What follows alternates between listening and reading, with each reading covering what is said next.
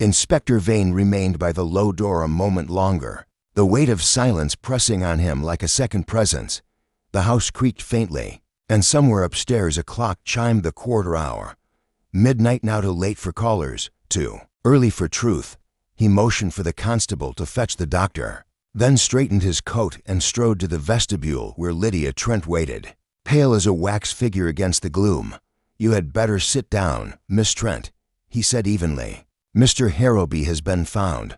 Her lips parted soundlessly, and for a flicker of a moment, something relief, dread, shone in her eyes before vanishing behind the practiced shudder of shock. She swayed, and he caught her elbow lightly, steering her toward a chair. "Dead?" she whispered. "I'm afraid so." He released her arm. It was quick, I believe. Mrs. Bly bustled forward with smelling salts, her own cheeks ashen.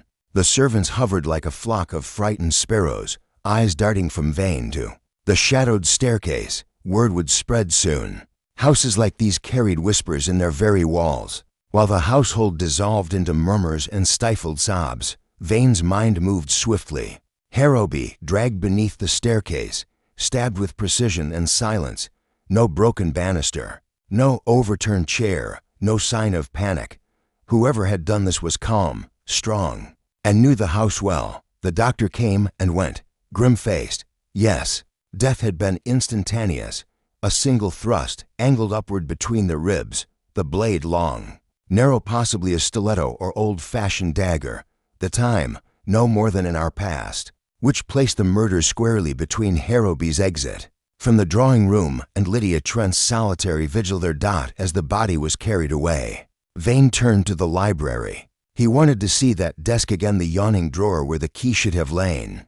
The fire had sunk to embers, casting red light across the leather-topped surface strewn with papers, correspondence, catalogs, a sheaf of maps. All seemed undisturbed, save for one thing, a book lying face down upon the carpet, as though dropped in haste.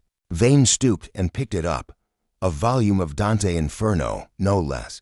Curious reading for a man seeking Venetian charts. He replaced it thoughtfully. A voice broke his reverie. "Inspector Vane." He turned.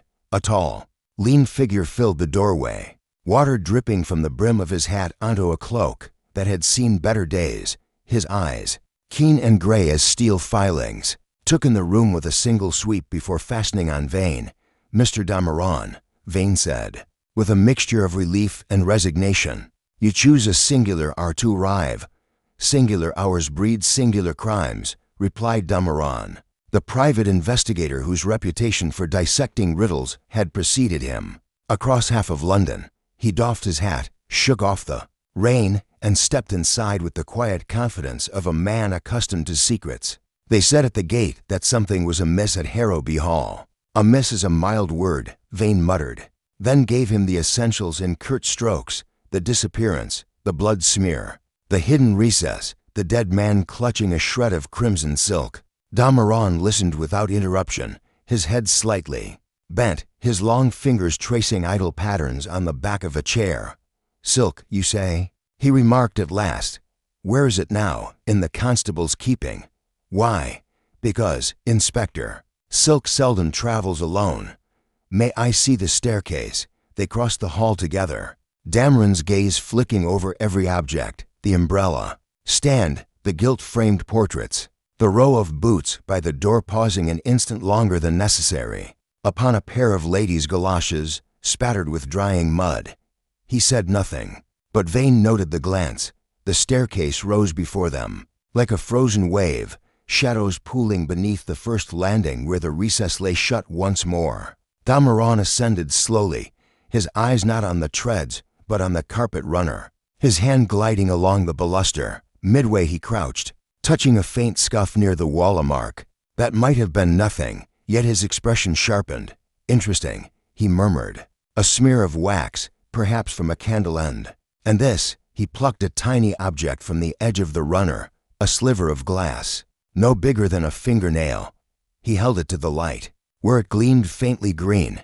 "Does Harrowby favor spectacles?" "No," Vane said slowly, "nor does Miss Trent, nor her aunt." "Then someone who was here tonight does," Dameron replied, tucking the shard into his pocket. "Or did. they reached the landing, Dameron stood very still, breathing the air as though scent alone could yield a clue. Then he knelt by the baluster where the blood smear darkened the wood, and studied it with an absorbed frown. "Curious," he said softly, "it is not spattered, as from a blow, but dragged wiped by something soft, perhaps fabric. Someone tried to clean the banister hastily and failed." "Why bother?" Vane demanded. "Blood was bound to be found." "Perhaps because its direction betrayed too much," Dameron suggested. "Look, see how it slopes downward. Our victim bled not while ascending, but while being pulled down, which means the struggle began above, not below." Vane exhaled sharply. "That changed matters. The family wing, or the guest rooms." Dameron straightened. "Who occupies them?" "Miss Trent and Mrs. Fenton have the south corridor. No other guests." "And the servants' rooms?" "In the west wing, well away from here." Dameron's eyes narrowed. "Then the question becomes, what was Harrowby doing upstairs at all, if he meant only to fetch a book?" Before Vane could answer, a rustle of skirts announced Lydia Trent, herself, pale still but composed. "Inspector," she began, then halted at sight of Dameron. "I beg your pardon, who is this gentleman?" "A colleague," Vane said shortly. "Miss Trent, did Mr. Harrowby go upstairs often?" She hesitated. "Seldom. His papers were all in the library." Dameron's gaze rested on her with disconcerting calm. "And yet," he said mildly, "your fiancé climbed these very steps. Tonight, you heard nothing." Her fingers twisted together. "Only that faint sound I mentioned, a thud, like something dropped. Oh, this house is full of such noises." And she broke off, biting her lip. "And you did not follow?" "I thought it indelicate," she whispered, eyes dropping. Dameron inclined his head as though satisfied. Yet Vane, watching closely, saw the quick flicker of relief cross her face. When Dameron turned away, the detective's attention, however, had shifted to the floor once more. Something had caught his eye, a tiny, irregular patch where the nap of the carpet lay reversed, as if a heavy weight had rested there briefly.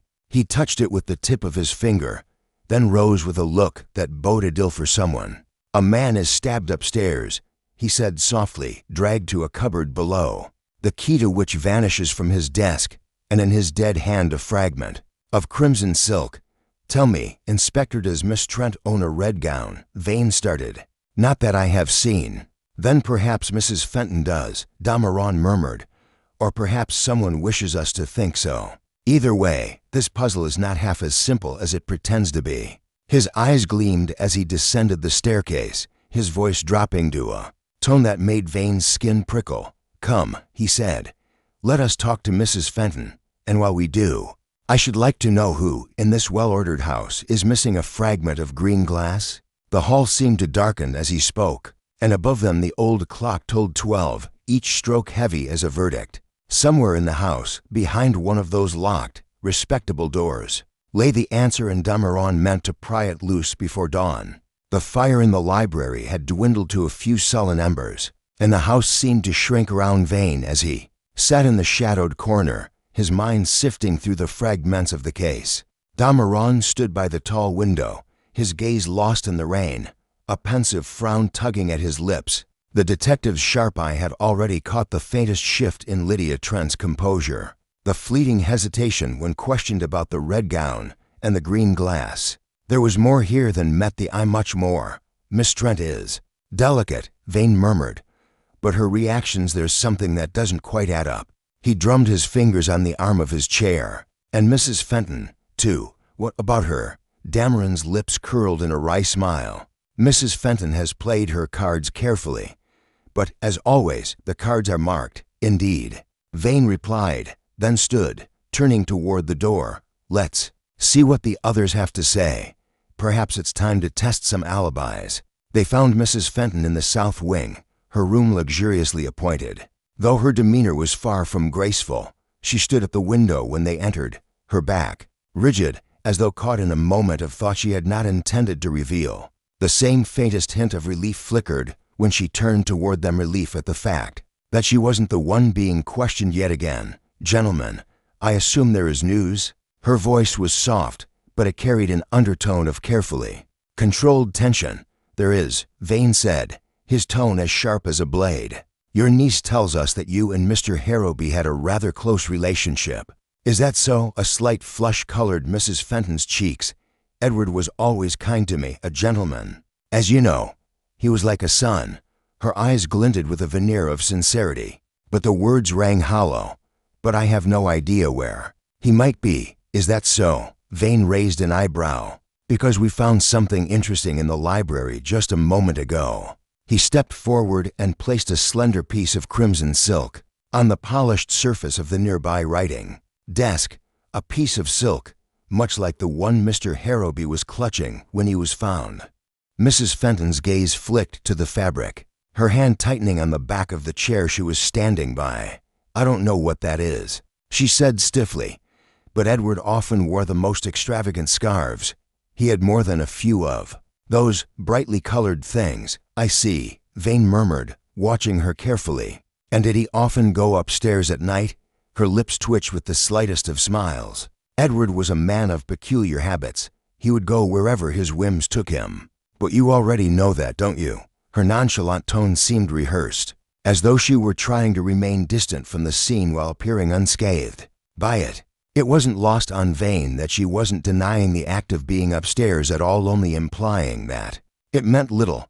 "I suppose it does not matter," Vane said, pausing before adding. "But you were alone when Mr. Harrowby left the drawing room, weren't you?" She froze, her hands going cold. Her smile faltered just a fraction. "Yes, I was alone. He left, and then I went upstairs." A sudden knock at the door cut her off. The butler, Collins, entered with his usual air of impeccable propriety, but his eyes betrayed something deeper, a subtle nervousness that couldn't be masked by his polished demeanor.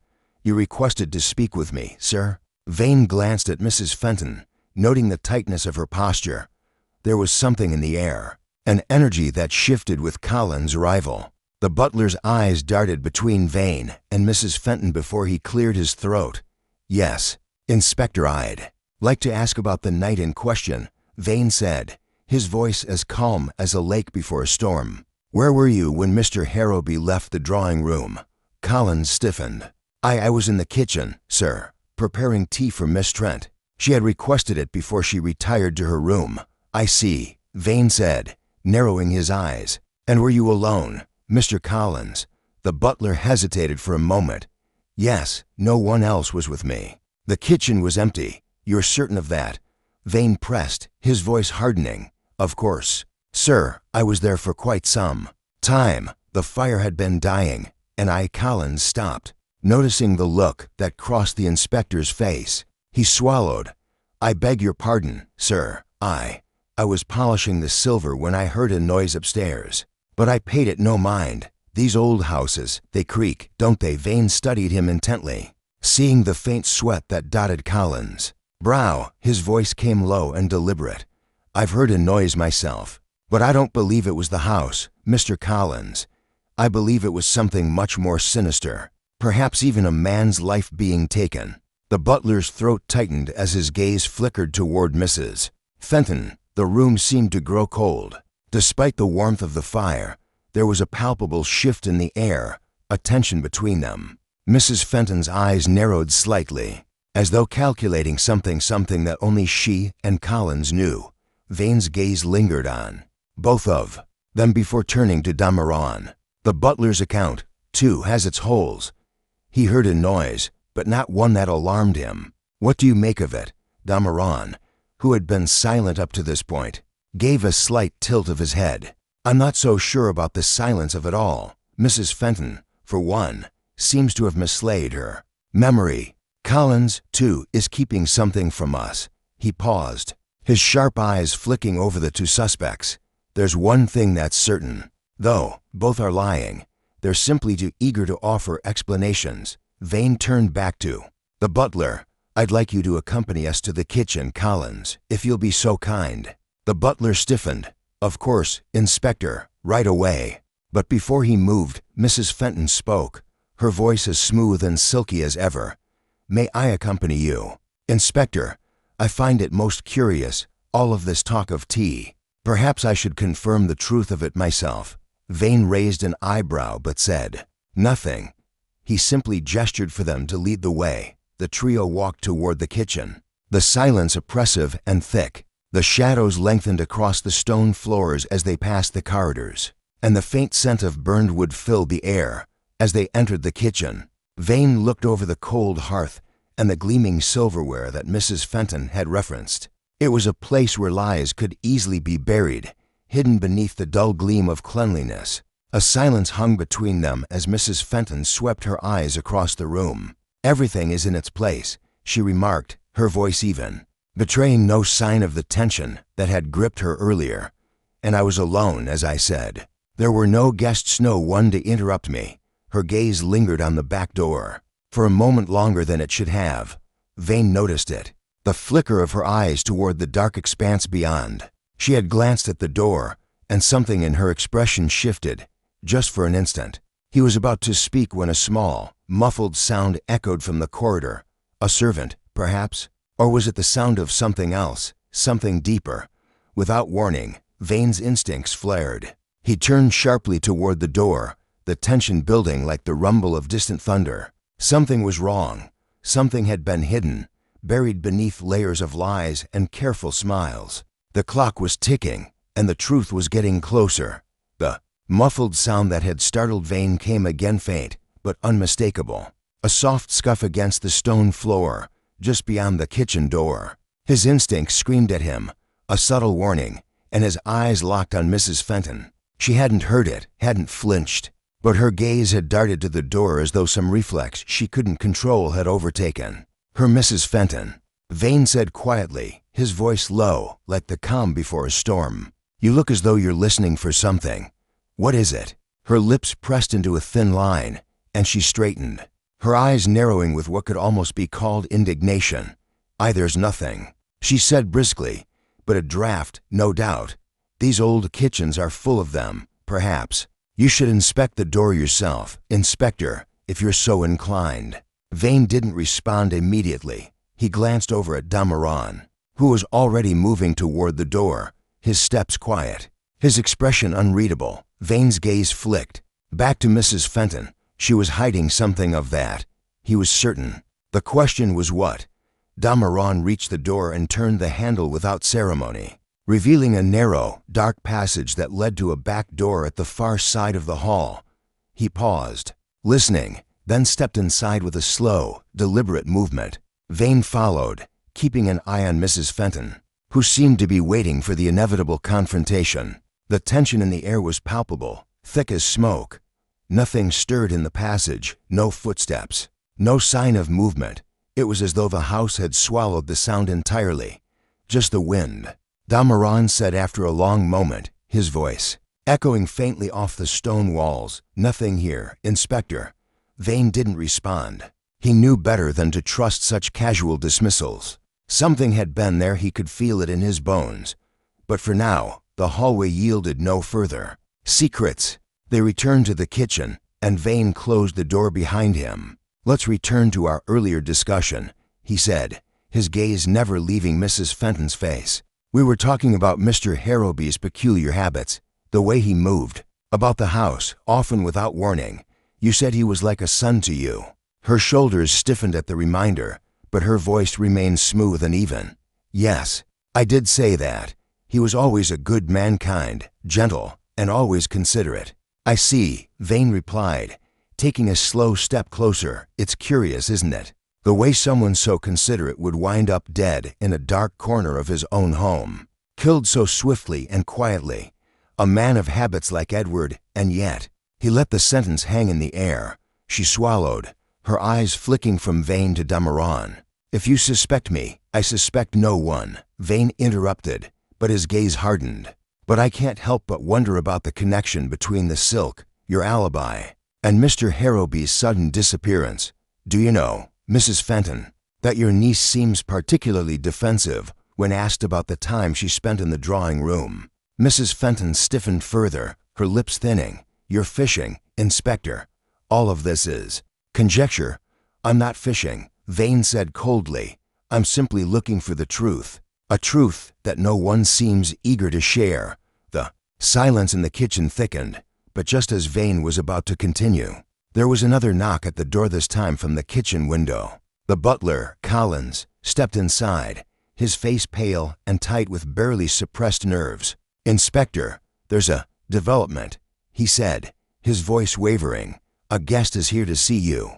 A man who claims to know something of Mr. Harrowby's affairs." "Let him in," Vane said quickly, his curiosity piqued.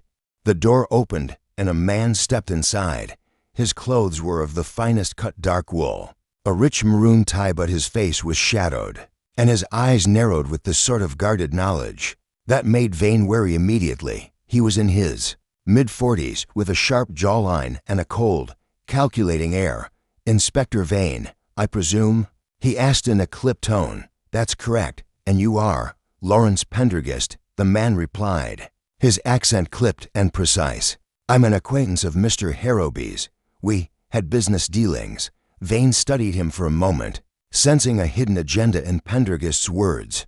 "Business dealings?" he repeated. "And you've come here, at this hour, to speak of them?" Pendergast's lips tightened, and he glanced at Mrs. Fenton. "I understand Mr. Harrowby has passed," he said without emotion, as though it was an unfortunate but necessary formality. "I came because I have information, something you might find illuminating." Dameron crossed his arms and stepped closer. "We're listening." Pendergast met Vane's eyes and spoke, his voice low and deliberate. "Edward Harrowby owed me a substantial sum of money, the sort of debt that isn't easily forgotten. A man in his position doesn't simply walk away from a financial obligation." Vane didn't flinch. He'd heard such claims before, and they seldom held up under scrutiny. "You're saying Mr. Harrowby owed you money?" he asked, his tone neutral. "How much enough?" Pendergast replied, his eyes narrowing. "I had every right to expect payment. Mr. Harrowby had agreed to terms, but he was evasive in recent weeks. I came here to confront him just days before his death. But, as you can see, that didn't work out. A debt," Vane mused, "another thread in the tangled web." He turned to Dameron, who raised a brow in silent inquiry. "We'll need to verify this claim," Vane said, turning back to Pendergast. "Do you have proof of this alleged debt?" Pendergast smiled thinly. "I have receipts, documents. You can find them in my office. But you may want to look into Mr. Harrowby's more recent dealings as well. There are others involved, or people who might not be as willing to speak with the police." Vane's interest piqued. "Who, exactly?" "Ah," Pendergast said with a sly grin. "Now that's where things get interesting. There are certain individuals who wouldn't want their names mentioned, but you'll find them if you dig deep enough. But I caution you, Inspector, there's more at play here than money. Greed's a factor. Yes, but so is something else." Vane's mind raced. He had seen the signs of greed before, but Pendergast's words suggested something darker, something connected to more than just the debt between two men. "We'll see what we can find," Vane said, keeping his tone steady.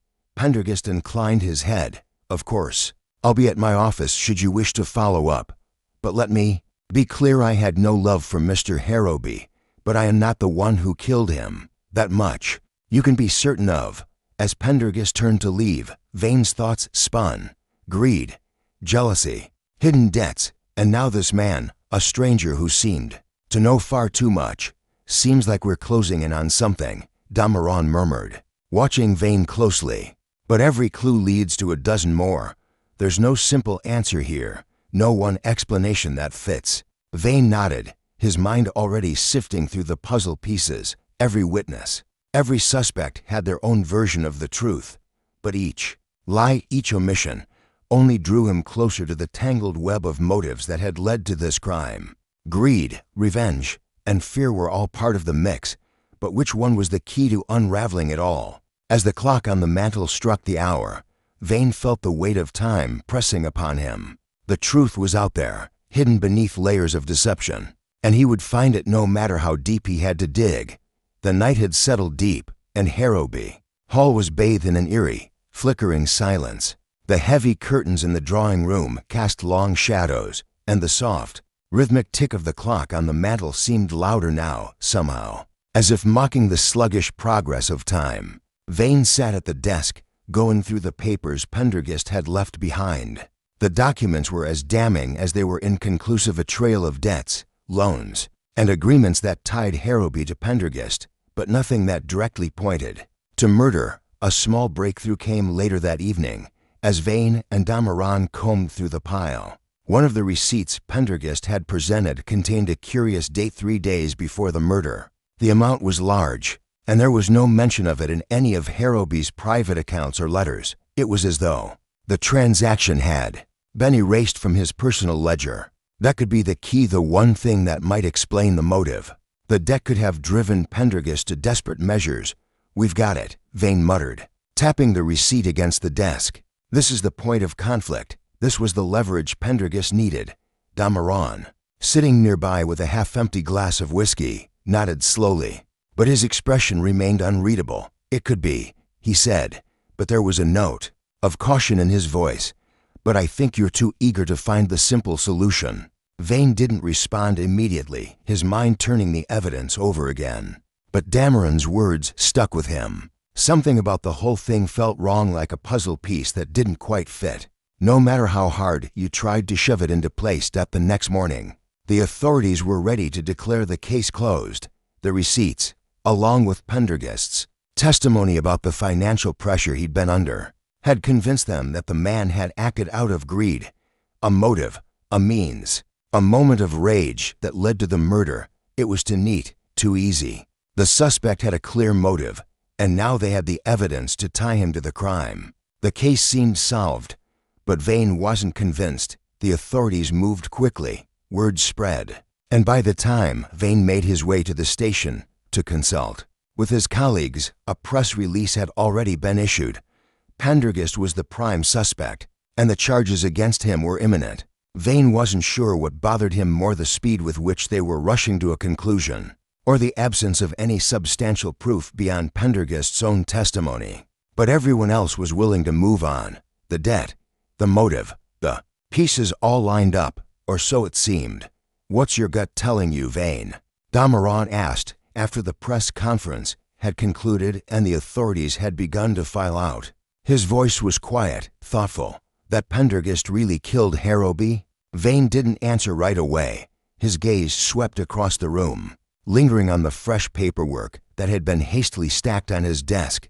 "I don't know," he said, his voice heavy with doubt. "It's just too clean, too convenient." Dameron raised an eyebrow.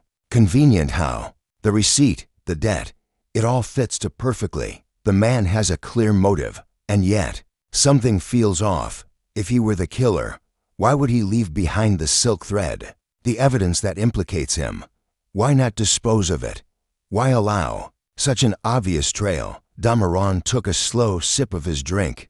"Maybe it's arrogance. Maybe he thought he was untouchable." Vane shook his head, pacing the room. "Or maybe someone wanted us to think it was arrogance, wanted us to follow a trail that was too easy to find." The conversation hung in the air between them, as thick and uncomfortable as the damp chill outside. The case had taken a sharp turn in the last 24 hours, but Vane felt no closer to the truth.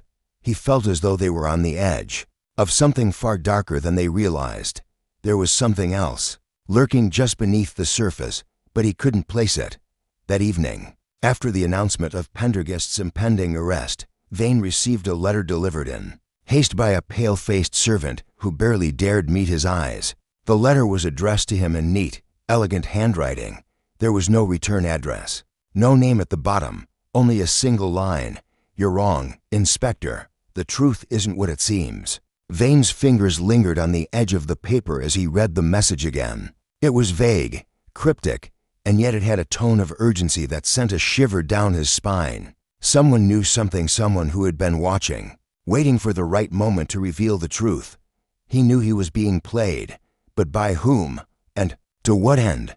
The message unsettled him, more so because it was unsigned.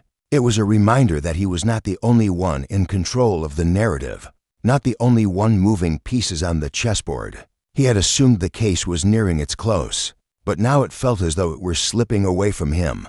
The next day, as Vane met with the authorities to discuss the arrest of Pendergast, something else happened, something that would turn the investigation on its head.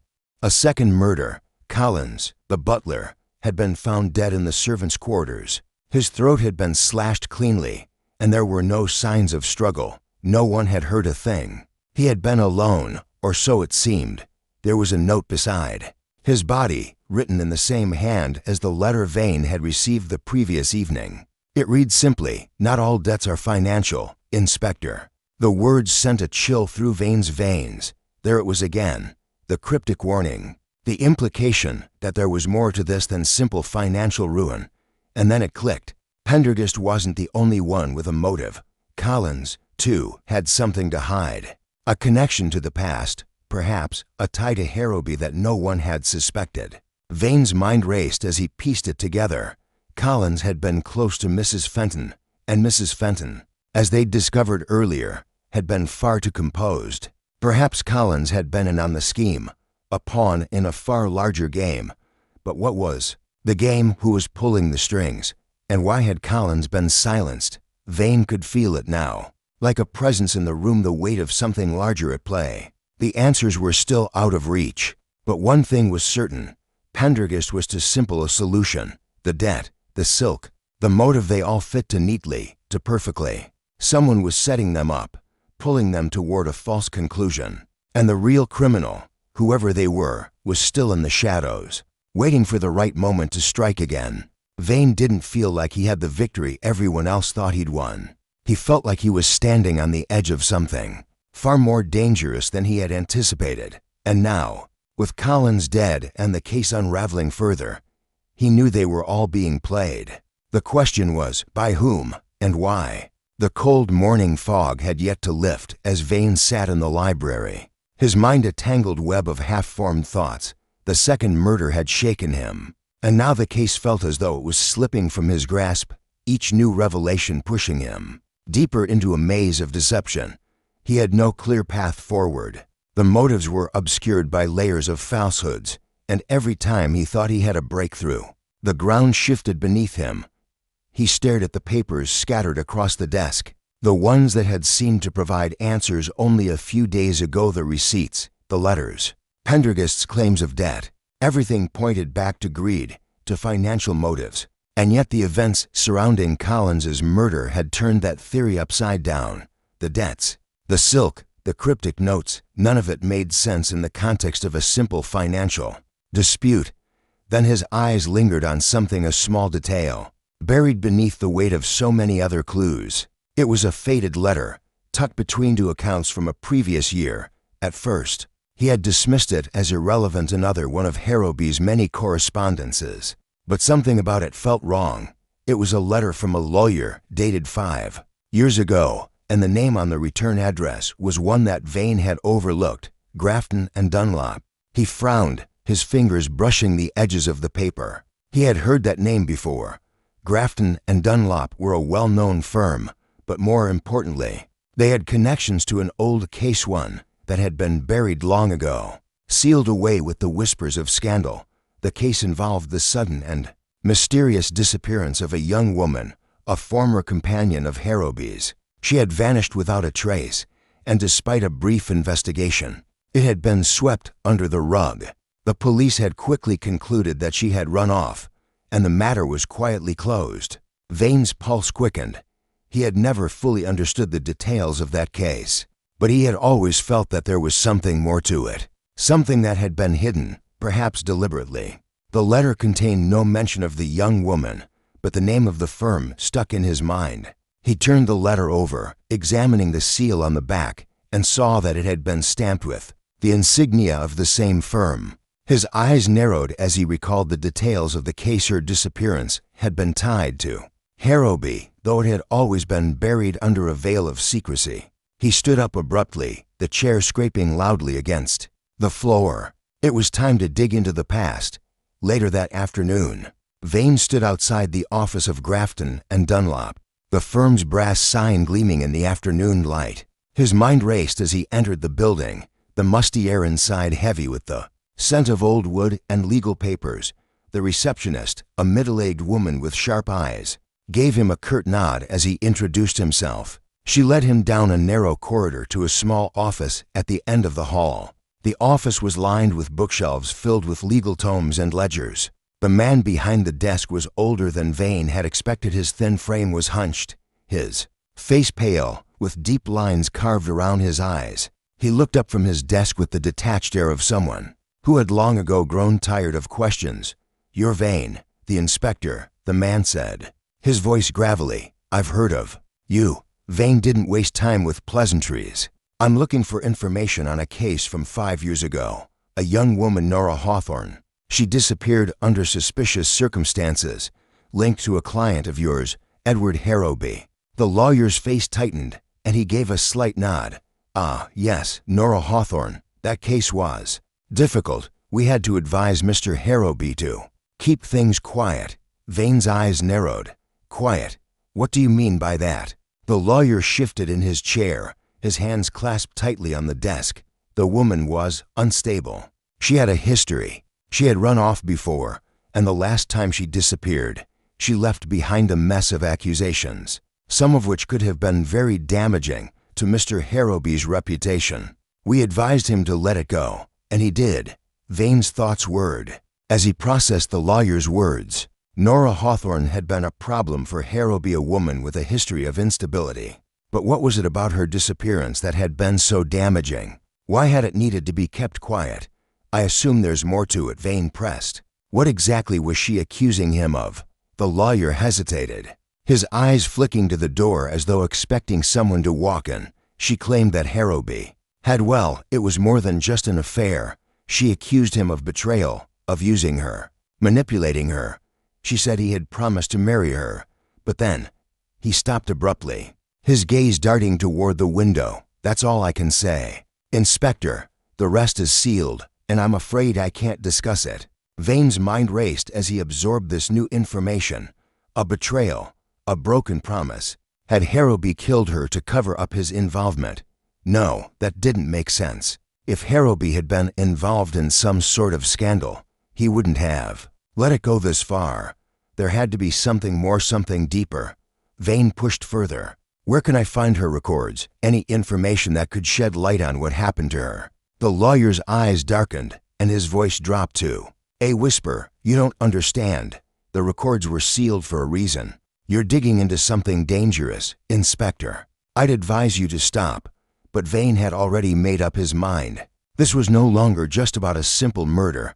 It was about a long-buried secret, one that had festered beneath the surface of Harrowby's carefully crafted life. Something dark had been hidden for years, and now it was rising to the surface once again. As Vane left the office, the weight of the discovery settled over him like a shadow. The case was no longer just about debts and greed.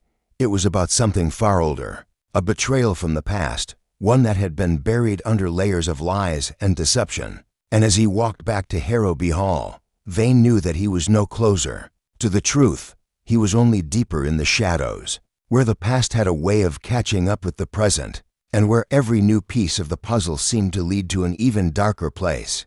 The rain began to fall as Vane approached the gates of the hall, the sound of his footsteps drowned by the heavy downpour. The investigation had taken a new turn, one that no one had expected. The dead woman, the accusations, and the secrets from the past, they were all connected, tied together in a way that no one had imagined. And Vane knew that it was only a matter of time before someone tried to stop him from uncovering the truth. The rain beat heavily against the windows of Harrowby Hall as Vane sat in his study, his mind a whirlpool of unanswered questions. The connection between the past and the present was growing clearer, but the edges remained frustratingly out of focus. Nora Hawthorne's disappearance had been swept under the rug. But why? And what did it have to do with the murder of Edward Harrowby? Vane knew the key to unlocking the case wasn't just in the facts. He had the receipts, the debt, the letters from the lawyer. It wasn't even in the cryptic notes or the second murder of Collins. The key lay in the psychological play that no one had yet considered. People lied, of course, but they also revealed themselves in the way they lied. Subtle shifts in behavior, unspoken fears, or moments of weakness, all these could tell a different story. He needed to get closer to his suspects, to test them in ways they wouldn't expect. His mind turned to Lydia Trent and Mrs. Fenton, and how they had both been remarkably calm, almost too calm, in the face of such an unsettling tragedy. And Then there was Pendergast. The man had been quick to take advantage of the investigation's early developments, too quick for someone who was supposedly caught in the web of debt and financial ruin. His readiness to be the scapegoat bothered Vane's fingers tapped rhythmically on the desk as an idea began to form an unconventional one. But it might just work. He would need to turn the tables to make his suspects feel like they had the upper hand. Even if they didn't, the next day, as the drizzle turned to a heavier downpour, Vane convened a meeting with his key suspects in the drawing room. Lydia Trent, her delicate features drawn tight with anxiety, sat beside Mrs. Fenton, whose composure seemed as impenetrable as ever. Pendergast, ever the smooth operator, leaned against the mantelpiece, his dark eyes gleaming with the faintest trace of arrogance. "I've made progress in the case," Vane began, his tone cool and measured, but his eyes intense.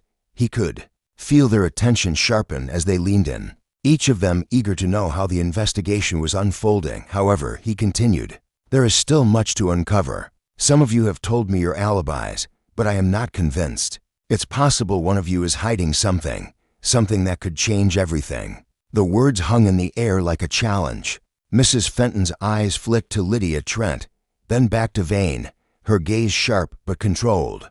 Pendergast stood straighter, his fingers tapping lightly against the mantel, as if ready to dismiss the accusation. "Detective," he said smoothly, "if you suspect me, you're free to say so. But I assure you, I have nothing to hide. I've already told you everything about my dealings with Harrowby." Vane paused, letting the tension build. "Yes, but the problem is," he said slowly, "that your version of events doesn't entirely line up with the physical evidence we've gathered." He held up a small, inconspicuous object in his hand, a glass vial, delicate and clear, the kind that might hold perfume or medicine. "This was found in your office, Mr. Pendergast. It's odd, isn't it? I would have expected a man of your wealth to keep such things well hidden. Yet here it is, plainly visible, almost like you wanted me to find it." Pendergast stiffened, his lips pressing into a thin line. "I don't know how that got there, Inspector. It's not mine." Vane smiled faintly. "You're telling me you don't recognize it? Interesting. Because the contents of this vial were tested, and they match the exact chemical composition of a rare, vintage perfume that Harrowby's mistress was known to wear." The room grew unnervingly quiet. Lydia's face blanched, and even Mrs. Fenton shifted uncomfortably in her seat. Vane let the silence stretch, watching their reactions carefully. Pendergast was the first to recover. "It's a mistake," he said quickly, but there was a subtle crack in his voice. "I don't know how it got there, I see," Vane said, his tone deceptively casual. "Well, it's possible you've been misinformed, but you seem to be quite familiar with the fragrance." He tossed the vial onto the table between them. "It's a strange coincidence, wouldn't you say?" Pendergast's jaw clenched, but he didn't speak. Instead, he glanced at Lydia Trent, who had turned pale. Vane noticed the way her hand trembled ever so slightly as it rested on her lap, the same hand that had once claimed she had no idea where Harrowby's scarf had gone missing. Was this a coincidence as well? Vane's mind shifted gears. He wasn't after the truth in the way the others might have expected. He was testing them, pushing them to reveal cracks in their carefully constructed facadas. He took a step closer to Lydia Trent, his eyes narrowing slightly as he observed her. The very picture of innocence, yet holding a quiet air of defensiveness. "Miss Trent," he said, his voice gentle but firm, "I have a question for you. Do you recognize this?" He pulled out a delicate silver necklace, its chain thin, but the pendant unmistakably shaped like a small, ornate flower. "It was found in the library, a place where you were seen earlier that evening." Lydia blinked, and for a moment, there was a flicker of fear in her eyes, just the slightest twitch. But it was there. Her lips parted to speak, but her breath faltered. "No, I don't," she stammered. Vane tilted his head slightly. "Are you sure about that? Because this particular necklace," he said, walking toward her and placing it carefully on the table, "was given to Harrowby by someone very close to him, a woman he was involved with several years ago. The same woman whose disappearance was swept under the rug, wouldn't you agree?" Lydia's gaze snapped to the necklace, then back to Vane, her eyes wide. The room seemed to shrink around her.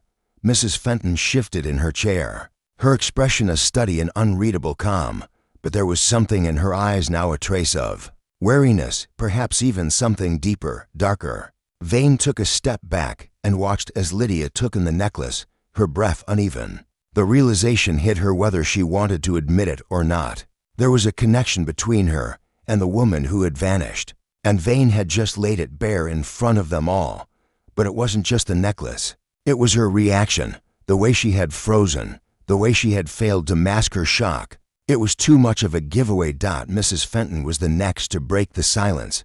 Her voice was low, almost too measured. "I believe, Inspector, you've made your point." But Vane was no longer focused solely on her. His eyes remained locked on Lydia Trent. He had made his move. Now it was time to see who would flinch first. Lydia stood up abruptly, her chair scraping the floor. "I don't know what you're implying, but I've had enough of this." She turned sharply toward the door, but her hand trembled as she gripped the handle. "I have nothing to do with this, nothing at all." Vane didn't stop her. He watched her leave, his eyes narrowing as she disappeared into the corridor. The others remained in their seats, quiet, but the tension was undeniable. In that moment, Vane knew something crucial had just happened. The crack in Lydia's composure had given him what he needed, proof that she was hiding something. Something connected to the past, perhaps even to the woman who had disappeared years ago. The pieces were falling into place, but the question now was what Lydia Trent would do with the pressure mounting around her. Would she break, or would she continue the lie, playing her part in a much darker game? Vane wasn't sure yet, but he knew one thing for certain: the game was far from over. The hours after Lydia Trent's hasty departure from the drawing room were tense. Vane remained seated by the table, watching the empty doorway where she had vanished into the hall. The room felt heavier, as though the very walls were pressing in, each one holding secrets they had yet to reveal. The necklace, the silver flower, was a bombshell, but it was the reaction it had elicited from Lydia that gnawed at Vane. He had expected her to react with shock, but the way she had stumbled over her words, the subtle tremor in her hand when she saw it wasn't just guilt, it was fear, but there was something else. Something even more unsettling. After Lydia had left, Vane had decided to follow up on a hunch. The pieces were coming together just barely, but he needed more. More from Lydia. More from Mrs. Fenton. More from Pendergast. Something told him that one final push would shatter the case wide open. But as he reached for his coat to head to the library and retrieve the necklace, a heavy sense of dread began to settle in his chest. He stopped at the door and turned back to the table. The vial, the one he'd used to test the perfume earlier, was gone. His breath caught in his throat. He searched the surface in an instant, his hand sweeping across the table. Over the scattered papers, the glass of whiskey, the other small items he had placed there. The vial wasn't there. It had been an important clue, a piece of evidence that connected Pendergast to the scene of the crime, to Harrowby's affair, to a secret he'd been trying to bury. Vane's heart raced as he stood frozen for a moment, scanning the room again. Could it have been moved? Did he somehow miss it in the flurry of his thoughts? No. Someone had taken it, and they had taken it recently. He knew this feeling, this was deliberate, and it meant that someone was watching his every move. Without wasting another second, he hurried to the door. He didn't have time to mull over who it could be. Lydia was the obvious suspect, but there were others. Mrs. Fenton, Pendergast, even the staff could be involved. Every inch of the house had become a potential trap.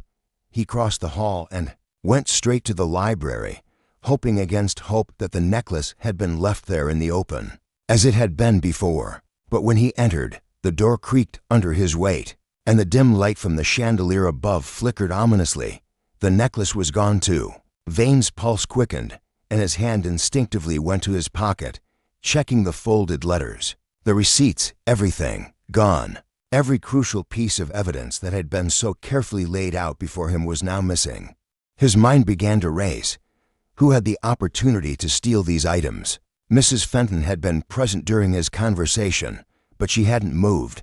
Pendergast, too, had been too close by. Lydia had left hastily, but it seemed obvious to be her. The butler, Collins, had been the last to handle the documents before the theft. But no, Collins was dead, a victim of something far more insidious than any of them had imagined. Yet, someone had to be pulling the strings in this house, someone who had the means and the motive to undermine the investigation at the very last moment. Vane didn't waste time. His only choice was to confront those who had the most to lose. Mrs. Fenton was the first to cross his mind. As the lady of the house, she had access to everything. But Lydia, her behavior, the way she had reacted to the necklace, she had been hiding something far deeper than a mere affair. Perhaps there was something more, something that tied her to the past in ways Vane had not yet uncovered. He returned to the drawing room, the footsteps of the house staff barely audible over the thunderous thoughts racing in his head. Lydia had been avoiding him, but he had no intention of letting her slip away now. He needed to press her, expose whatever it was she was so desperate to keep hidden. He found her in the hall, staring out one of the windows, the rain drenching the gardens beyond.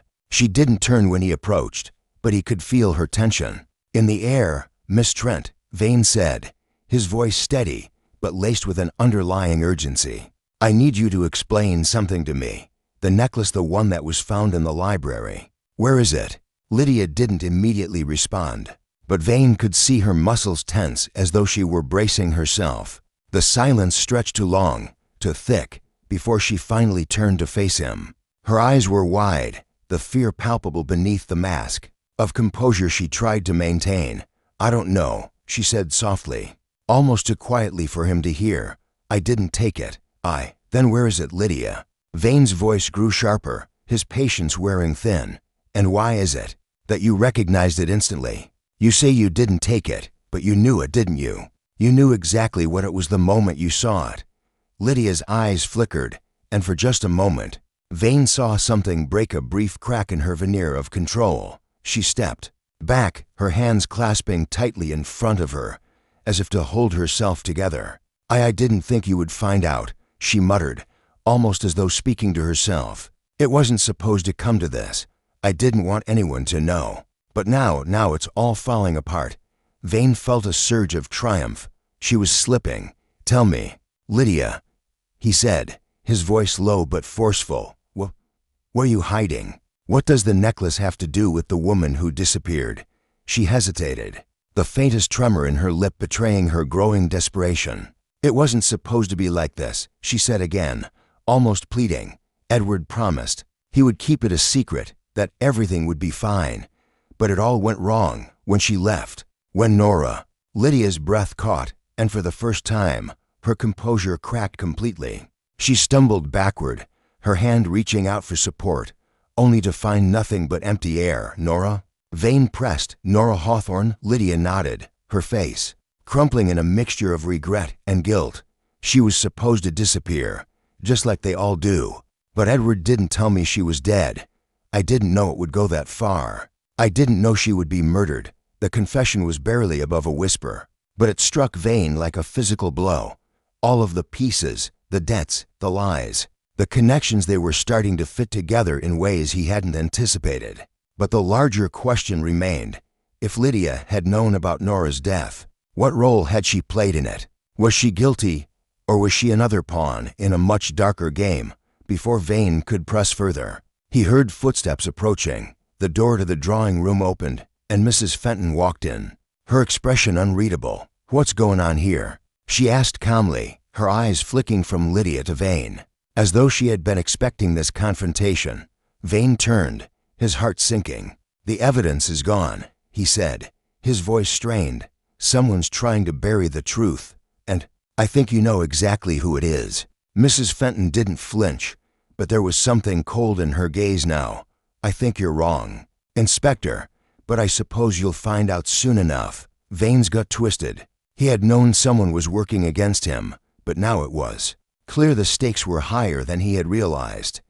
Whoever was behind this, whoever had taken the evidence, was preparing to do whatever it took to keep the truth buried. Vane's heart pounded in his chest as Mrs. Fenton's calm demeanor held steady, her eyes betraying nothing of the turmoil swirling just beneath the surface. He had expected a reaction, some sign that she was rattled by Lydia's partial confession.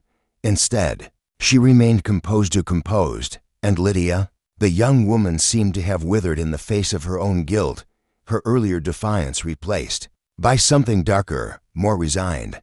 Vane stepped toward Lydia, keeping his voice firm but calm. "You knew about Nora's death. You knew it was murder, not just a disappearance." Lydia flinched at the word, but she did not deny it. She turned, her face away, unable to meet his eyes. "I didn't want it to happen like this," she whispered. "But Nora was. She was going to ruin everything. She was trying to expose him. I had to protect him." "Who are you protecting?" Vane pressed, his eyes narrowing. But before Lydia could respond, the sound of a heavy thud from the direction of the stairs made both of them freeze. Mrs. Fenton's face turned ashen. "What was that?" Vane didn't waste a second. He turned on his heel and dashed toward the source of the sound, his mind already calculating the worst-case scenario. It came from the upper floors, where the rooms were empty, where the house had already grown eerily quiet after the previous deaths. The suddenness of the noise had to be important. "Stay here," he ordered Lydia. But his words had barely left his mouth when another sound, a muffled cry, echoed down the hall. Vane's instincts kicked in. He didn't wait to look behind him, though he could feel Mrs. Fenton's presence lingering, following him with a quiet intensity. As he reached the staircase, his breath caught. The sight that greeted him at the top of the stairs was nothing short of horrific. Lydia's face was pale as she stood near the edge of the landing, her body stiff with shock. She was staring down at something, or rather, someone crumpled at the bottom of the stairs. Pendergast. He lay in a heap, his body twisted unnaturally at the foot of the stairs. Blood pooled around his head, staining the white marble like a crimson halo. His eyes stared lifelessly, glazed over, his once composed demeanor utterly shattered. Vane's heart skipped a beat. The air in the house seemed to grow thicker, heavier, as if the walls themselves were closing in. How had this happened? There had been no signs, no indications that Pendergast was in danger unless, of course, he had been the one to take the missing evidence. Vane took a step closer, his eyes scanning the scene with acute precision. There were no obvious signs of struggle, no weapon nearby. It was as though Pendergast had simply lost his footing, but Vane knew better than to assume. The timing of this death, so soon after the disappearance of the evidence, couldn't have been a coincidence. Lydia's voice broke through his thoughts. "I didn't do it," she said, her voice barely a whisper, trembling. "I swear I didn't do it." Vane turned to face her, his gaze piercing. "You didn't push him, then?" She shook her head violently. "No, he came up to confront me. He was angry. He said I'd ruined everything. I don't know what happened after that. I didn't touch him, Inspector.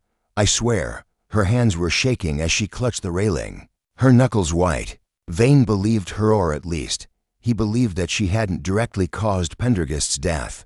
But that didn't mean she was innocent. Far from it.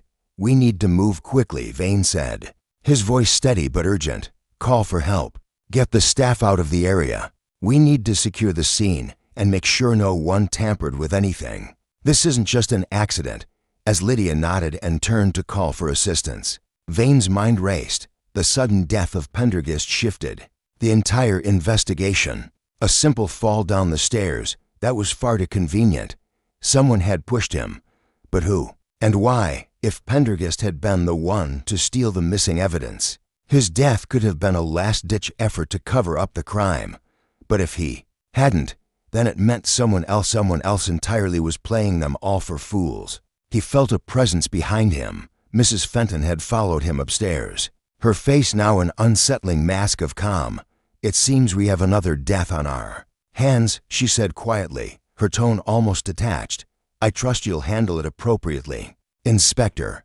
Vane didn't respond immediately. He was too busy scanning the room, looking for any clue, anything out of place. The absence of a weapon was glaring, but the presence of a broken picture frame caught his eye. It was lying near the staircase, its glass shattered. The frame held a photograph, one that Vane recognized. It was a picture of Harrowby with a woman who resembled Lydia, standing side by side. The same necklace now missing was draped around the woman's neck. The connection was clear, but it raised more questions than answers. Why had Pendergast been the one to confront Lydia? Why had he been the one to end up dead on the stairs? And what did the photograph mean? A sudden thought flashed through Vane's mind. Could it be that Pendergast wasn't the real target? Was someone trying to silence him before he could spill the truth? Was there more to his death than met the eye? As the staff began to filter into the room, the sound of footsteps growing louder, Vane stood still, his mind grappling with the complexities of what had just transpired. The pieces were falling into place, but they were forming a much darker picture than he had anticipated. Someone in this house, someone close to him, was orchestrating everything, and now, with Pendergast dead, the stakes had risen. Vane was no longer merely solving a murder, he was trying to prevent another one. A chill ran down his spine as he turned toward Lydia, who had fallen silent, her face pale and drawn. He had no doubt that she was hiding something critical. But now, as the situation spiraled further out of control, he realized that if he didn't act fast, the next death might very well be his own. Vane stood frozen, his mind reeling as the scene unfolded before him. The body of Pendergast lay at the bottom of the stairs, his lifeless form twisted unnaturally in a way that suggested foul play, rather than an unfortunate accident. The staff had gathered in the hallway, their faces pale with shock, eyes darting nervously from one another. The storm outside seemed to match the tension inside Harrowby Hall, a storm that threatened to swallow them all. But Vane wasn't concerned with the staff's panic. He wasn't even entirely focused on Pendergast's death, though it's certainly complicating matters. What he was most concerned with, what he'd learned from the moment he saw the body, was the pattern. A pattern that had been there all along, waiting to be recognized. And now, just when the investigation seemed to be unraveling, it was coming into sharp focus. Lydia Trent's words echoed in his mind. I didn't want it to happen like this. Nora was going to ruin everything. The pieces were finally starting to fall into place. He stepped over to the body and crouched beside it, his sharp gaze scanning the surroundings. It was the same cold, methodical observation he'd always relied upon, searching for that single detail that would make everything click. And then, just as his gaze shifted toward the broken picture frame, something small and significant almost caught his eye. The frame had fallen at an odd angle, and the glass had shattered with such force that only a corner of the photograph was left intact. But the corner of the frame wasn't what drew Vane's attention. It was the reflection in the shards, the faint, distorted image of a person's face. Vane's eyes narrowed, and he stood, stepping carefully round the body. He couldn't shake the feeling that something about the photograph was off. It was the same picture he had seen earlier, of Harrowby and a woman who looked strikingly like Lydia. But the reflection, distorted and broken as it was, seemed to suggest there was someone else present. When the frame had fallen, someone who shouldn't have been there, he turned to Lydia, who had retreated into a chair by the window, her eyes still wide, hands trembling. She hadn't spoken since the discovery of Pendergast's body, and she seemed as if she were trying to hide something, or maybe trying to avoid facing the truth herself. Lydia, Vane began, his voice gentle but firm, there's something important we need to address. You said that Nora was going to ruin everything, but that's not the whole story, is it? Nora wasn't the only one involved in this mess. There's someone else, someone you've been protecting, and that person, they're still here, in this house.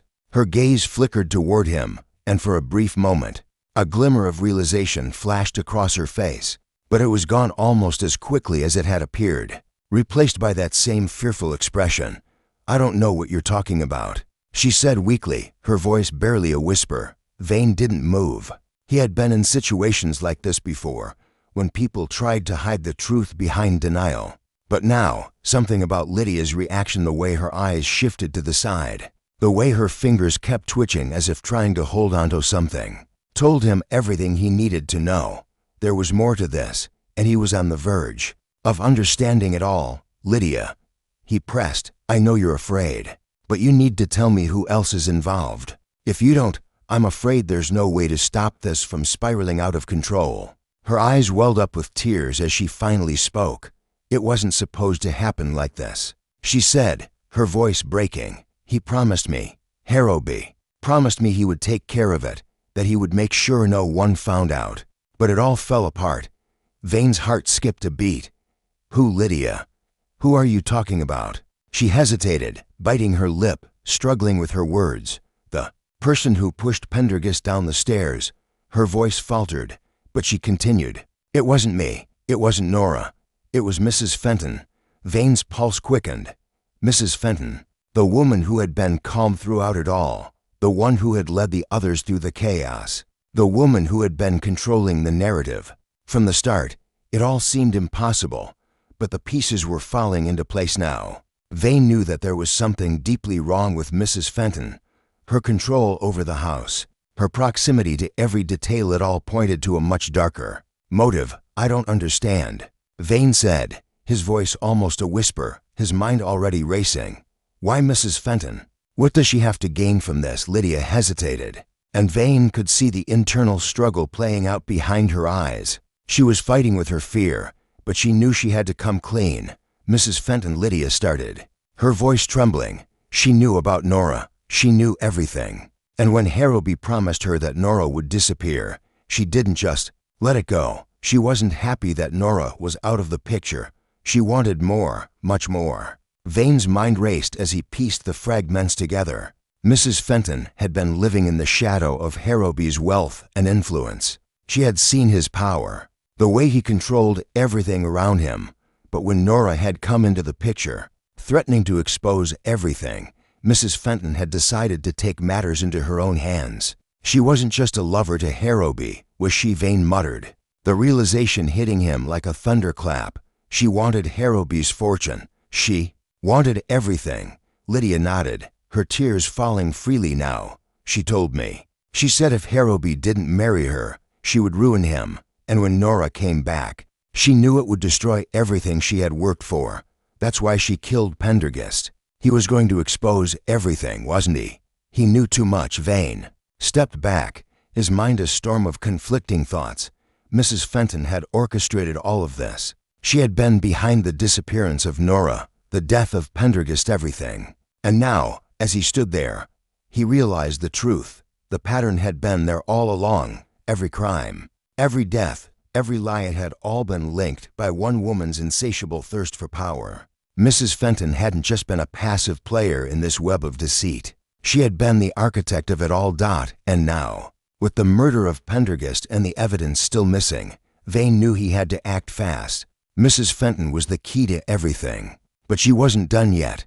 She was still playing her game. Lydia, Vane said, his voice cold now, you've given me what I need. I'll make sure Mrs. Fenton can't hide behind her lies any longer. But even as the words left his mouth, something inside him told him that Mrs. Fenton wasn't finished yet.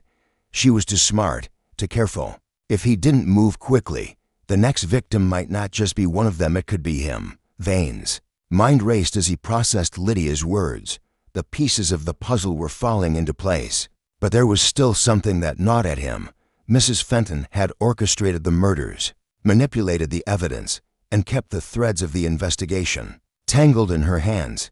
But why? The power, the money, it made sense. But there was something more to it, something deeper. He couldn't shake the feeling that the key to understanding the full extent of the crimes lay not in the obvious motives, but in something far darker. Money and power were one thing, but the way Mrs. Fenton had gone to such great lengths to control the situation, there had to be a psychological element at play. Lydia sat in the corner, her face pale and drawn, eyes haunted.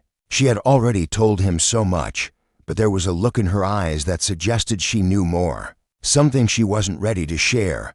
Vane walked toward her slowly, watching her carefully. Lydia, I need you to tell me everything. There's something more going on here, something deeper than just the money, just the power.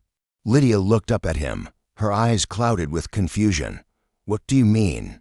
Vane leaned against the desk, thinking for a moment before he spoke again. It's not just about Nora, is it? It's not even about you or Mrs. Fenton. There's a deeper reason for why all of this is happening. Why Mrs. Fenton would be willing to kill to go this far. Lydia bit her lip, avoiding his gaze. Her fingers twisted together nervously. I don't know what you mean. I told you everything. No, you didn't, Vane replied, his voice calm but insistent. There's something you're not saying. Something that connects Mrs. Fenton to all of this in a way you haven't explained yet.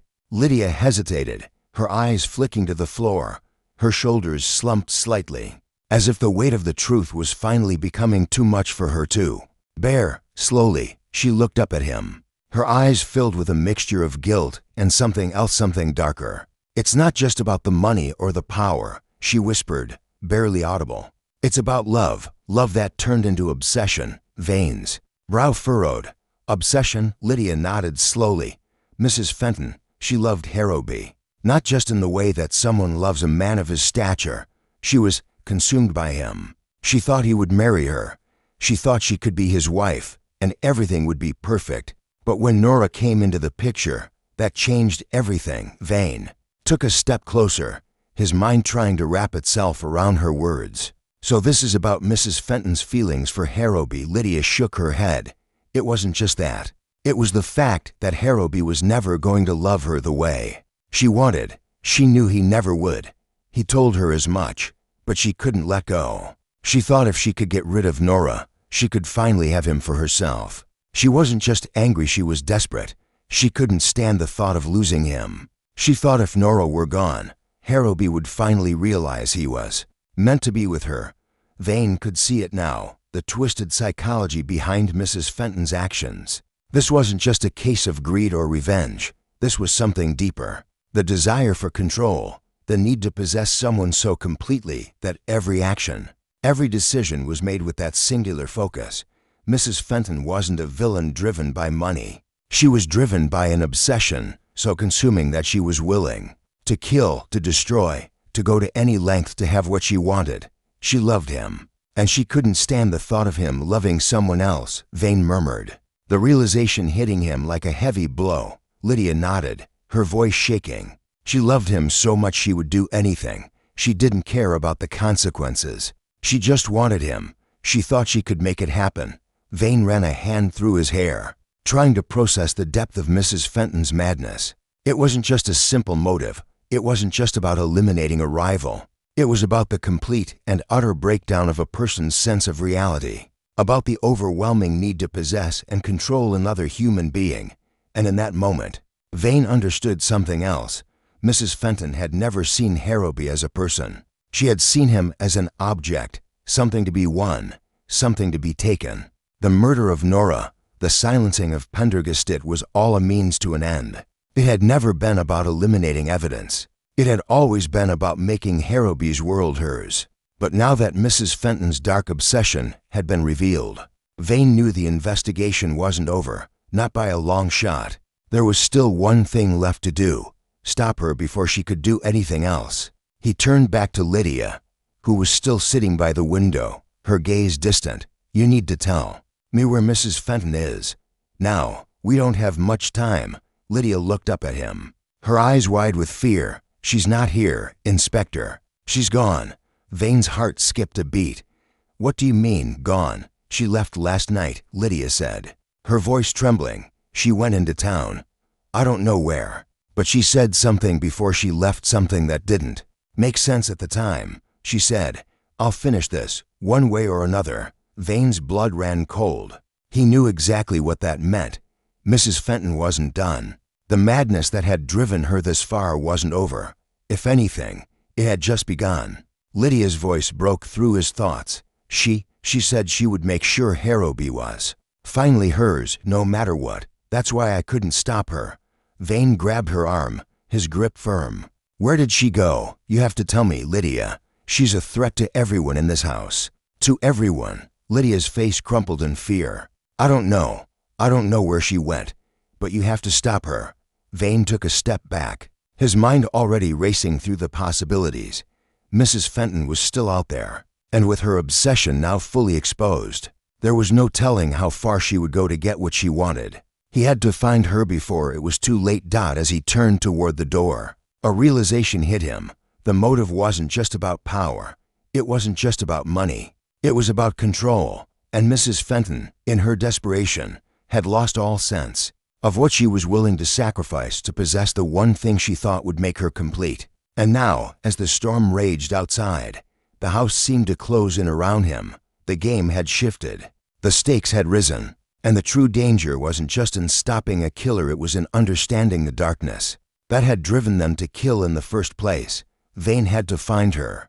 Before Mrs. Fenton could finish what she had started, Vane stood in the middle of the hallway, his pulse racing as his mind raced through the few details he had. Mrs. Fenton was still out there, her obsession with Harrowby consuming her, and now, with the full weight of her motivations exposed, there was no doubt in Vane's mind that she would stop at nothing to ensure the final chapter of this twisted drama ended on her terms. She would try to finish what she had started, and it was up to him to make sure she didn't succeed. He could feel the pressure of time closing in on him.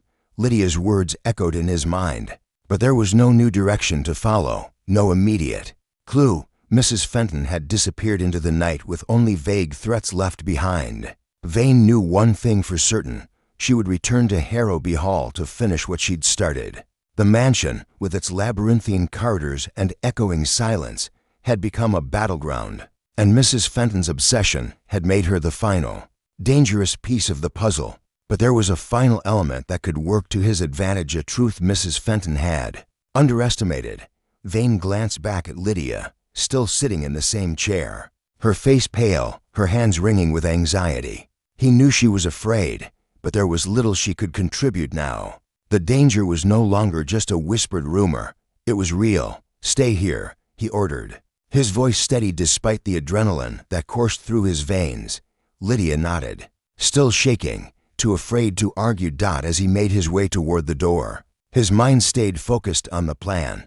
Mrs. Fenton wouldn't expect him to act so quickly. She might think she was untouchable, that she'd outwitted him with her disappearance. But Vane had seen it before: villains who underestimated their pursuers, who believed they could slip away unnoticed, only to be caught in the trap they themselves had set. The house was eerily silent as he made his way to the study, where he knew Harrowby kept his personal files. Mrs. Fenton had already tried to bury the truth in the dead of night, removing evidence, disorienting him with lies, but now he had something she hadn't counted on. Her obsession with Harrowby's fortune, her fixation on making him her own, had blinded her to the one thing that still tied her to the crimes: her own actions. The study was dim, the heavy curtains drawn shut, keeping the world outside in darkness. Vane's eyes scanned the room, his gaze landing on the desk.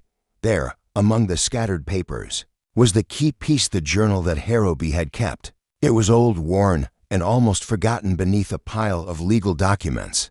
But Vane knew it was important, the final piece to exposing Mrs. Fenton's obsession. Harrowby had documented everything, including his knowledge of her manipulations. This journal, written in the dead of night during a storm just like the one outside, would be the nail in the coffin.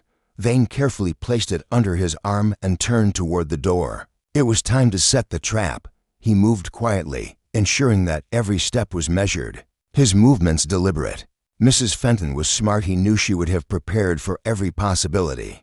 But there was one thing she hadn't anticipated: Vane's ability to outmaneuver her in this final, crucial moment. The front door creaked open as he slipped outside, the chill night air rushing in to meet him. His breath misted in the cold, but the sharp edge of determination sliced through the fog of uncertainty. The wind howled across the garden, but Vane knew it would only be a matter of time before Mrs. Fenton returned to the scene of her greatest ambition. The trap was set. Hours passed in near silence. Every creak of the floorboards, every shifting shadow in the garden, every gust of wind made Vane's nerves tense, but he remained composed.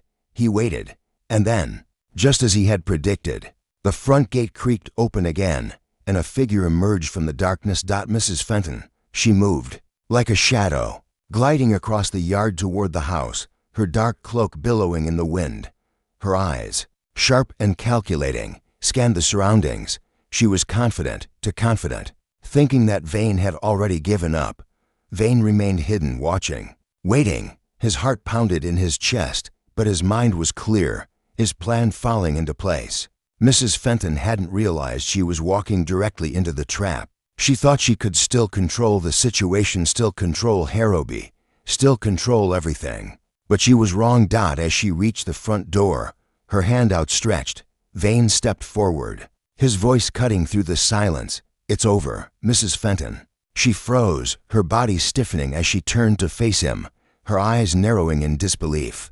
You should have stayed away, Vane continued, his voice steady, filled with resolve.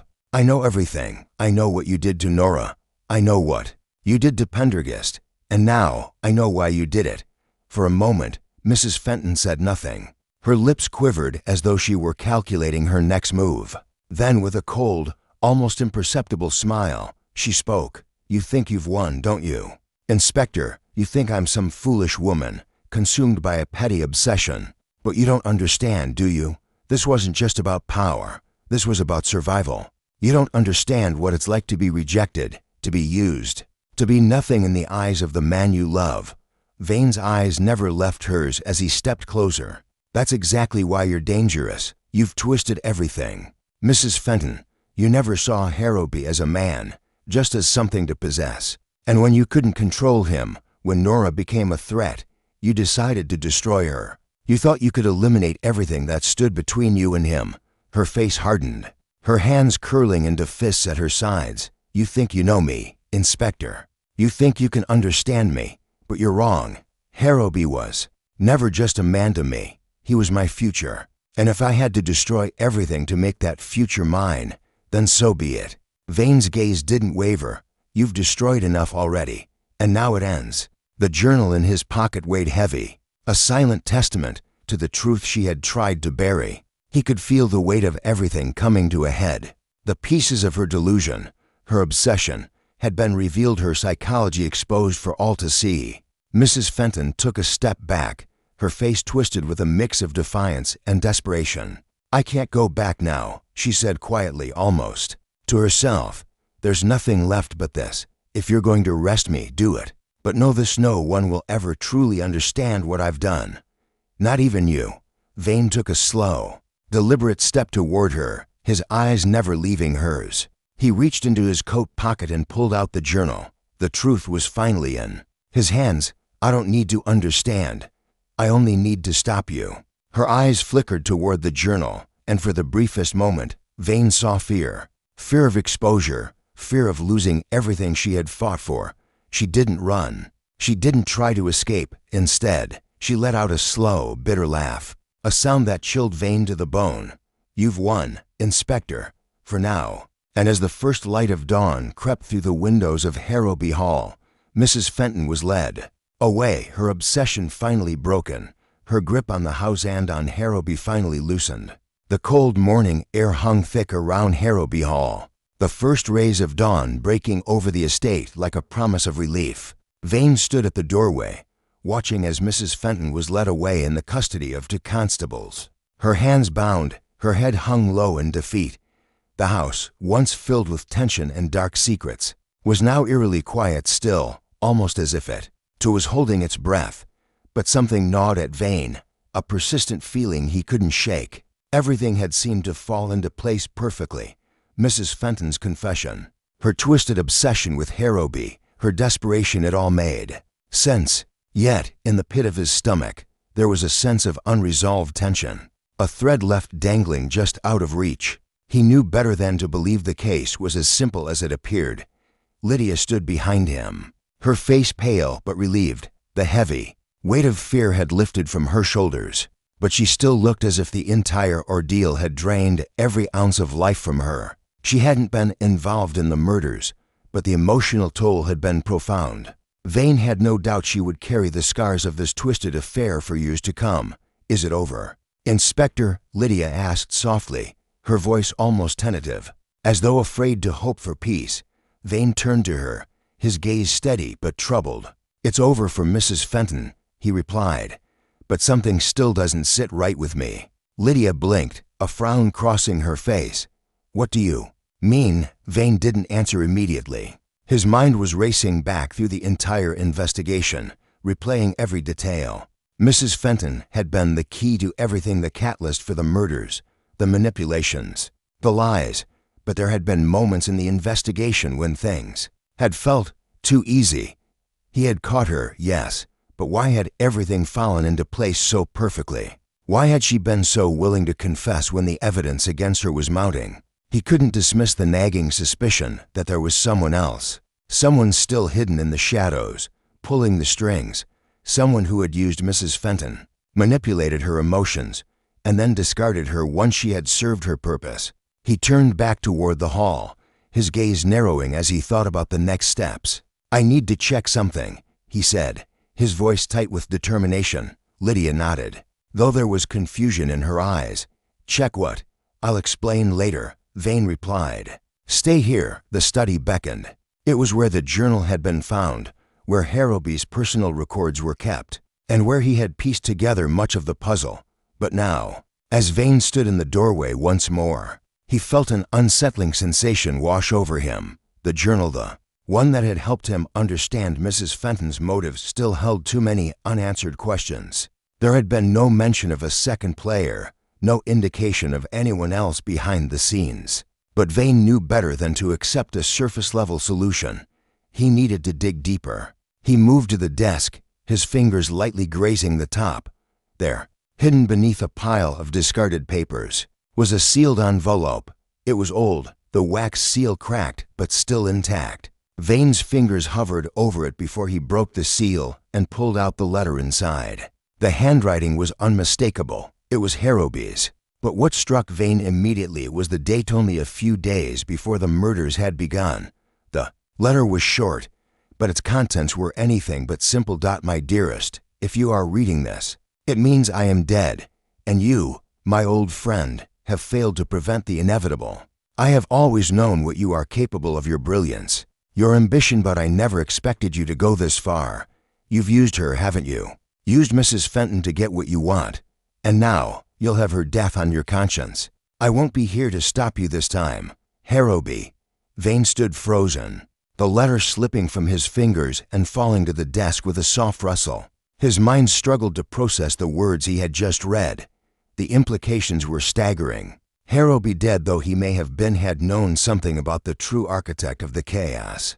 He had known that someone else was pulling the strings behind Mrs. Fenton's obsession, manipulating her, driving her toward murder. Vane's heart raced as his gaze shifted to the desk again. There had been a pattern all along, something he hadn't seen, because it had been hidden in plain sight. Mrs. Fenton had been a puppet, but the true mastermind had been working in the shadows, directing her every move. And then it hit him, the one name that had never come up, the one person who had been absent from all the key moments of the investigation. Harrowby's old friend. Vane's blood ran cold. The name came to him in a flash, as if the pieces had clicked together in the final moments. He knew who the real mastermind was. It wasn't Mrs. Fenton. It wasn't even Harrowby. It was someone far more dangerous, someone who had been pulling strings from the very beginning, orchestrating everything from behind the scenes. Vane's mind flashed back to the subtle clues, the way Harrowby's demeanor had shifted, the way Lydia had seemed so unaware of the full truth, the way Mrs. Fenton had been so easily manipulated. The truth was simple and terrifying. Harrowby's old friend hadn't just been an acquaintance. He had been a partner, and now, with Harrowby dead, he was the one in control. Vane grabbed the journal again, rifling through its pages with frantic urgency. There, toward the end, was a reference to an old debt Harrowby had owed, a debt that had never been repaid. The name of the creditor was not mentioned directly, but the letter now in Vane's hands was the final piece of the puzzle. Mrs. Fenton had been a pawn in a much larger game. She hadn't been the architect of the deaths. She had been the tool of someone else, someone more calculating, more dangerous. And that someone was still out there. With a deep, steadying breath, Vane knew what had to be done. The case wasn't over, not yet. The true villain, the true mastermind, was still out there, waiting for the right moment to strike. But Vane had his lead now. The game wasn't finished. The detective's genius would be tested once again, but this time he would stop the real villain before they could slip away into the shadows. The house seemed darker now, as if it could no longer escape the weight of the truth that had been uncovered. Vane's mind raced as he stood over the letter, the words etched into his memory, each sentence dragging him deeper into the web of deceit that had enveloped Harrowby Hall. Harrowby's old friend had been the true architect of everything, the deaths, the manipulations, the twisted play that had all led to this point. Vane knew now that it wasn't enough to just catch Mrs. Fenton. She had been a means to an end, a tragic player in a much larger game.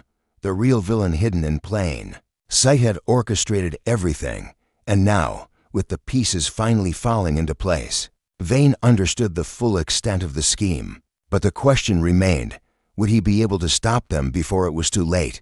He glanced at Lydia, who stood quietly at the doorway, watching him with a mix of concern and apprehension. She had been a victim, as much as anyone else caught, in the undertow of a dark conspiracy she couldn't fully understand. Her face was drawn, her eyes distant as if the past days had erased whatever innocence she had left. "What's happening, Inspector?" she asked softly, her voice hesitant, as if she were afraid to hear the truth. Vane didn't answer immediately. Instead, he placed the letter back on the desk, his fingers brushing against the paper one last time. The words were chilling, but they had given him the final key.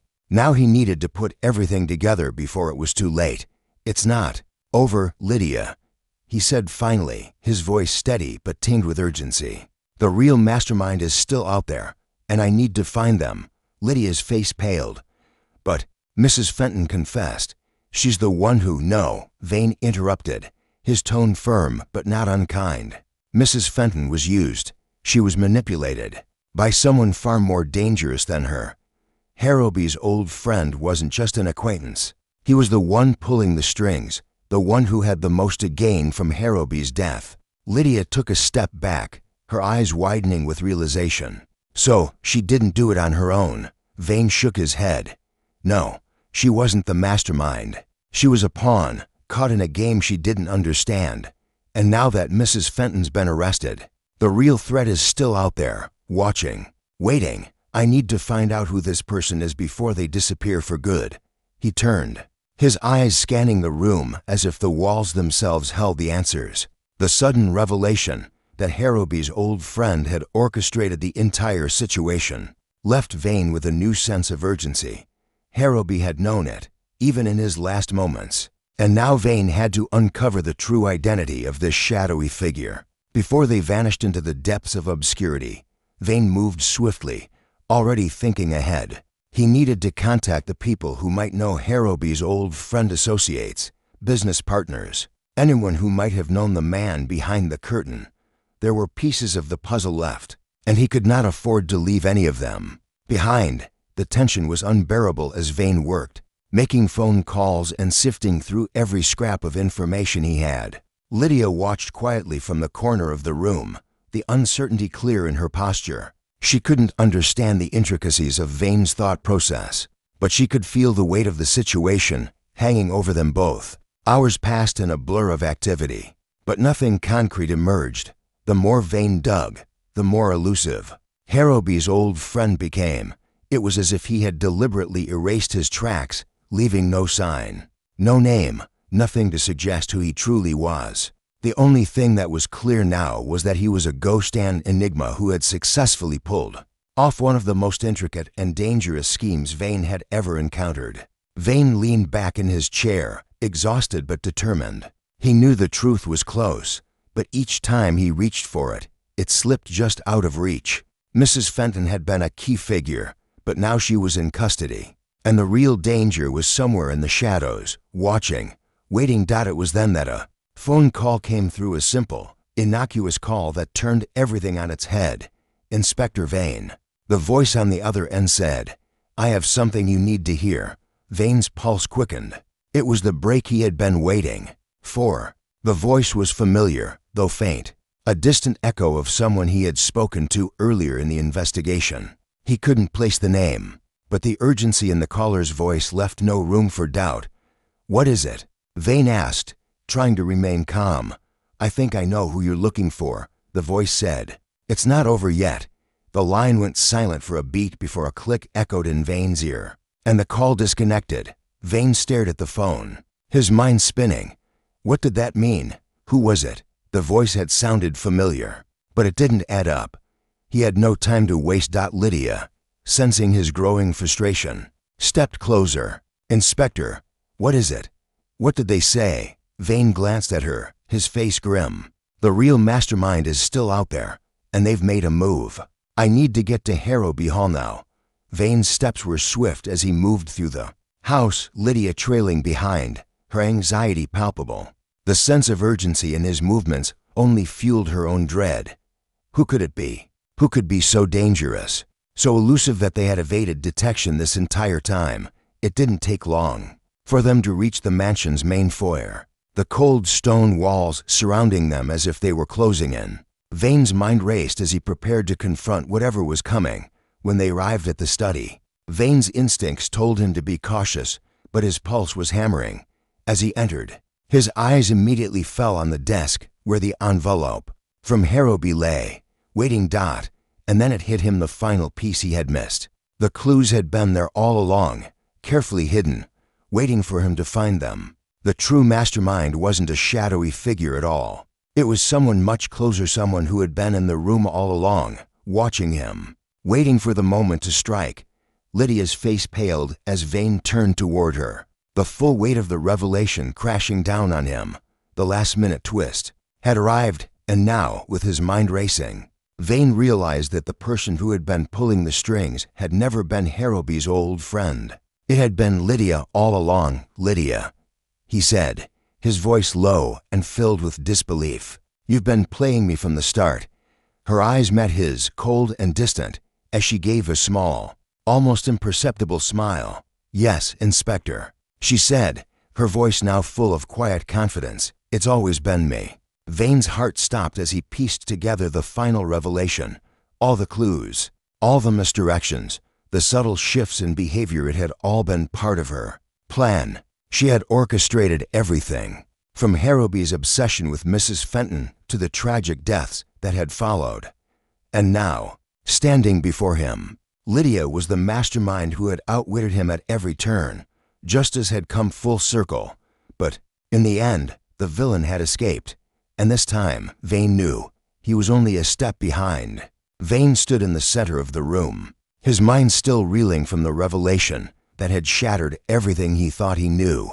Lydia, standing across from him, seemed so composed, so in control of the situation, that it made his pulse race even faster. The walls of Harrowby Hall, once an impenetrable fortress of secrets, now seemed like a shell, a hollow monument to a past that was far darker than Vane had ever anticipated. "You've outsmarted me," Vane said softly, his voice devoid of anger or accusation. He had long since abandoned any hope of capturing her. Lydia's smile was calm, almost serene. "It was never about outsmarting you, Inspector. It was about knowing what you would do next. You were predictable, right down to your last move." He looked at her, the gears in his mind still turning. There were things that didn't quite add up, pieces that didn't fit. He had solved the case, hadn't he? Mrs. Fenton was behind the murders, and the shadowy figure manipulating her, Lydia, had been the one pulling the strings. But the strange sense of unfinished business clung to him like a fog. Even now, as he faced the mastermind, something felt off. The web Lydia had spun was complex, but it wasn't perfect. There were small gaps, minor contradictions. Perhaps they were insignificant, but to Vane, every detail mattered. He stepped toward her slowly, almost as if testing the waters. "You didn't just manipulate Harrowby. You manipulated me, too," he said, his eyes narrowed as he scrutinized her every movement. "But you made one mistake. You wanted me to figure it out. You needed me to follow the trail to you, didn't you?" Lydia's eyes flickered for a brief moment, barely perceptible, but enough for Vane to catch it. She had underestimated him. He had known something was off from the beginning. His gut told him that the ending to this story was never meant to be so clean. Lydia had been too certain, too confident that she had sealed her victory. But even now, as she stood there, something lingered in the air, something unspoken. She seemed to catch herself. "Maybe," she said quietly, her voice carrying a hint of something darker, something that didn't quite fit with the calm facade she had shown all along. "But in the end, it doesn't matter. You're too late, Inspector." Vane's heart skipped a beat. The weight of those words fell heavy on him, but it was her eyes, the slightest shift in them, that made his pulse quicken. "What do you mean?" he asked, his voice hard now. "What do you mean it's too late?" Lydia stepped closer, her movements deliberate, and with a glance toward the door, she said, "It's already started. The game is far from over, Vane, and you won't see it until it's too late." He didn't fully understand what she meant, but something in her expression, the way her lips curled ever so slightly, sent a shiver down his spine. Was this some final twist, a trap laid for him at the last moment, or was it something else entirely, a warning he couldn't yet comprehend? She turned to face the window, her silhouette framed by the dim light of dawn. The peaceful calm outside seemed at odds with the chaos that had just unfolded within these walls. Vane stepped forward, but something about the stillness in her posture made him hesitate. "You've made your move, Lydia," he said, his voice firm but tinged with doubt. "But there's still time to end this. The truth is out. You're done." She didn't respond immediately, her gaze still locked on the growing light outside. And then, in a tone that was almost a whisper, she replied, "No, Inspector. The truth isn't enough. Not for you. Not for me." Vane felt a prickling sensation crawl up his spine. "What does that mean?" Lydia's gaze shifted to him for the first time in what felt like hours. There was something in her eyes, something ancient and unsettling. "You think this is about justice, but it's never been about that. This is about control, the power to shape things the way I want them. And you, Inspector, you've never understood that." Her lips curled again, this time in something resembling a smile. "But you will." Vane's mind raced. She was trying to provoke him, but her words were too sharp, too deliberate to be mere taunts. She was telling him something he hadn't yet pieced together. The plan, the murders, the manipulation, it was all just a part of something far larger. "What's coming, Lydia?" he demanded, stepping toward her. "What did you set in motion that I haven't seen?" She didn't flinch as he moved closer. Instead, her smile deepened, and she lowered her voice, speaking almost to herself. "You think everything has been solved, that the game is over, but the pieces you've been moving have already been taken off the board." She paused, her eyes gleaming with something that made Vane feel as though the ground beneath him was shifting. "The question, Vane, is not whether you solved it, but whether you can stop what comes next." The air seemed to freeze, the weight of her words settling in the room like a thick fog. Vane didn't know how to respond, but the panic he had been fighting began to claw its way to the surface. It was as if the very walls of Harrowby Hall were closing in on him. Lydia was more than just a criminal mastermind. She was something else entirely. She was playing a game with rules he hadn't yet understood, a game that was far from over. The finality of the moment wasn't what he had expected. No confession, no closure, only this unsettling sense that he had only scratched the surface of something darker and more insidious than he could have imagined. As Vane turned to leave, his steps heavy, Lydia's voice stopped him once more. "Remember, Inspector," she called out, her tone cool and calm. "A mystery never truly ends. It simply shifts form." Vane paused at the door, his hand on the handle. He could feel her eyes on him, even from the back of the room. He had come so close, so certain that he had solved it. But now, as he stood there, the weight of her words pressed down on him, knowing that whatever had started in the shadows of Harrowby Hall was far from finished. With one last look back, Vane stepped into the hall, the sound of the door clicking shut behind him felt final, but inside him, a lingering question remained, like a whisper that wouldn't fade. It wasn't over, and in his gut, Vane knew that the next chapter of the mystery was already beginning, one he had yet to fully comprehend. And as he walked away from Harrowby Hall, the first rays of sunlight touching the tips of the trees outside, a cold sense of unease settled over him. He couldn't shake the feeling that, in the end, it wasn't Lydia who had been the real threat. It was what she had left behind.